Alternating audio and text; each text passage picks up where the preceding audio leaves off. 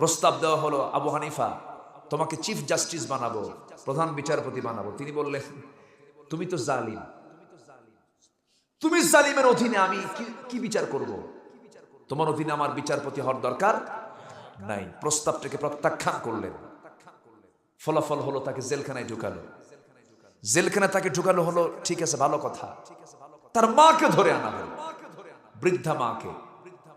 বৃদ্ধা মাকে ধরে এনে বৃদ্ধা মার চোখের সামনে সন্তানকে পিটালে মায়ের কি ভালো লাগে? মায়ের কি কলিজায় টান লাগে না? লাগে। মা কান্দে। আবু হানিফা মনে মনে চিন্তা করেন, আরে আমার বুড়া মা, আমার প্রতি অত্যাচার দেখি মার কলিজায় শেল বেঁধে যাচ্ছে, কষ্ট হচ্ছে, মা আজ কত না কষ্ট পাচ্ছেন।